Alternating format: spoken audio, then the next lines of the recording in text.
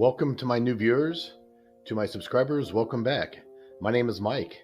This is my channel where I look at, review, and try different craps strategies. Thanks for joining. Well, hey, good morning, everyone. Welcome back to the channel. It's Monday morning. It is May the 13th here in Ohio. Sunny and 72 degrees. How about that? I've got a new type of thought I'm thinking of. I kind of like these strategies that start with a basic strategy and then they progress into a more advanced strategy, or they extend the original strategy onto to other type of features to make it a more robust or advanced, I wouldn't call it advanced, intermediate strategy. And one of those I was watching over the weekend was done by Casino Quest.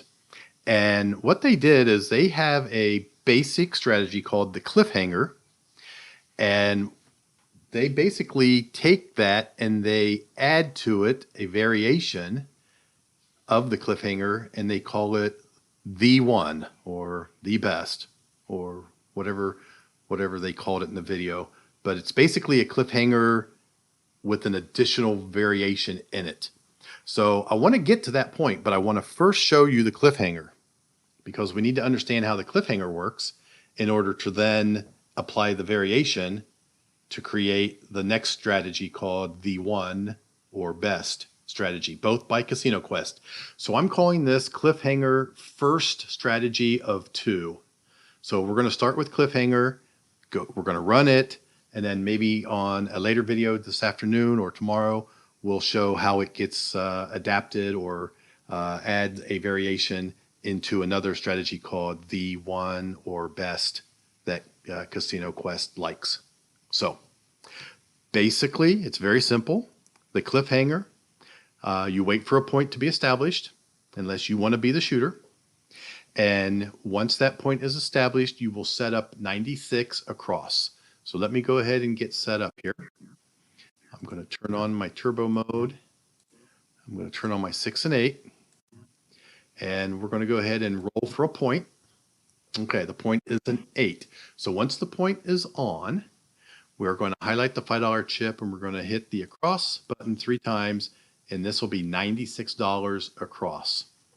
Now, what we're doing and what we're trying to do here is when we hit one of these box numbers, we're going to take the winnings from that hit plus the bet on that number. We're going to take all of that money and we're going to press the neighbor, and we're going to create a CliffHanger point or number. Okay, so in my example here, if the 9 would hit, you would take the $15 down from the 9 plus the winnings, which is 21, which will give you a total of 36, and you will then press that 36 onto the neighbor 8. You want to press the 6 or 8 if you can. You want the 6 and 8 to definitely be CliffHangers, but if you hit the 4, you will probably make 5 your CliffHanger. You'll probably press the 5. Now, David says you can either press the neighbor, or if you want, you can press the sister number. So let's say the 5 hit and you pressed up the 6. Now you do not have a bet on the 5. Let's say you then hit a 4. You're not going to press the 5 because your 5 doesn't have a bet on it. So you might want to take that one and press the sister number. Okay? But anyway, what you're doing is you're building 1 or 2, possibly 3 numbers that are going to become the CliffHanger. They're going to have larger bets on them. And the goal is to hit one of those numbers. If you hit the CliffHanger, okay, when you hit the CliffHanger, you take everything down and you reestablish your $96 across. Then you have a couple options you can do. You can play the CliffHanger again, or you can go to a power press and collect. But basically, after the first CliffHanger hits, you're going to have enough money to take all that down, reestablish your 96 across, and pretty much play whatever you want. So we're going to do that on this video.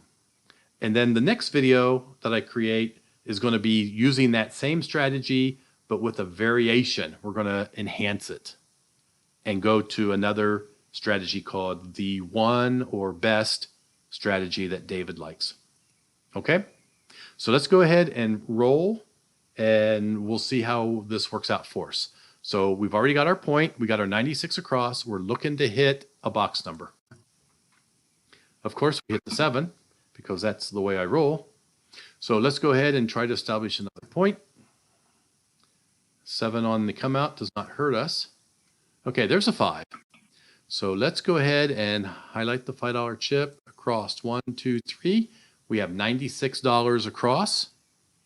We want to hit a box number. There's an 11. That's not a box number. There's a 12. That's not a box number. And there's a 7 out. So why do I always start in the hole? I don't know, but we're already losing a majority of our bankroll here. Let's go ahead and get a number established. We'll try this again. There's a 3. That's not a number for us. Okay, there's a 9. Okay, let's go ahead and get set up. 96 across. Okay, there's a 4. I finally get to show the strategy. So the 4 hits. So we're going to take the $15 down plus the $29, and we're going to power press this guy. We could go up to, we're going to press the neighbor. So 30 and 15. We could go up to 40 very easily, go up to 40. Okay. Let's go ahead and roll. So 5 is a CliffHanger. Okay, there's a 6. The 6 pays 21 plus the 18. So we're going to go ahead and take that down, and our neighbor is going to be the 8. We're going to press him up to 36. And let's roll. Okay, there's a 6. We don't have a 6 anymore. Okay, there's another 6. There's a 4. We don't have a 4. There's a 7. So we've lost half our stack, but let's not give up yet. Let's get a point. I want to show how this works before we add the variance to it. Okay, there's a 6. The point goes to the 6. Let's set up $96 across. Okay, there's a 9. So the 9 has $15 plus the 21. That's 36. We'll take it down, and we'll take the 8 up to 36. Let's roll. And there's a 7 out. Well, some days it just isn't going to work out for us. We have rolled the 7 6 times. Let's continue. Let's get a number. Okay, the point will be a 5. Let's put 96 across. And there's our 0.5. So we can take this down, take the 6 up to 36. Let's take our bets off because we hit the point. Let's get another point. There's a 7 out. Doesn't hurt us. There's a 12. That doesn't hurt us. And there's a 4. Now the point's a 4. Let's go ahead and roll. Try to get a point. There's an 8. So there's the 8. I'm going to go ahead and continue making 6 my CliffHanger. So I'm going to take the 21 and 18 is 34. That's 30, another 30. Let's go ahead and bump him up to 72. Does that make sense? Another 36. Okay, so now 6 is definitely our CliffHanger. Let's go ahead and see if we can hit the 6 or create another. There you go. There's the 6. Okay, now the 6 wins us $84. According to the strategy, when we hit the CliffHanger, we take everything down, we reestablish 96 across, and now we can make a decision. Do we want to play CliffHanger again? Or do we want to play press and collect? We're still in the hole by $200, so we've got some work to do. Let's go ahead and at least start working our way out of the hole. There's $29 on the 10. So what we can do is we can press this up to, let's press it up to 40. There's a 9, so let's collect that. I'm going to, well, let's press. We need to get some numbers up here. Let's press this up to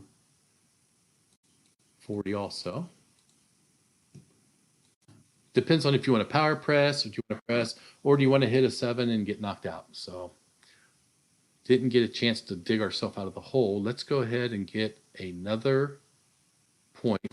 We're at 30 rolls, but I want to try to at least dig ourselves out of a hole a little bit. Okay, the point's a 4. Let's go 96 across. There's a 7 out.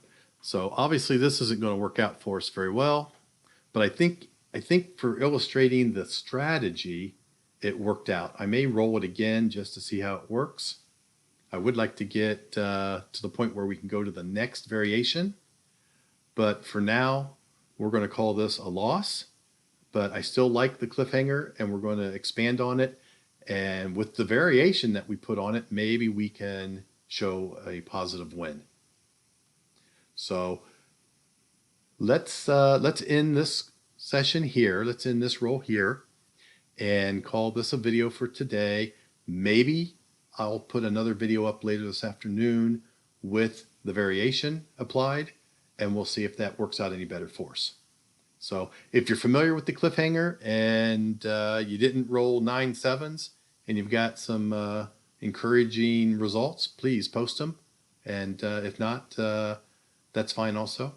But that'll be our roll for today. As always, thanks for watching. Have a good day.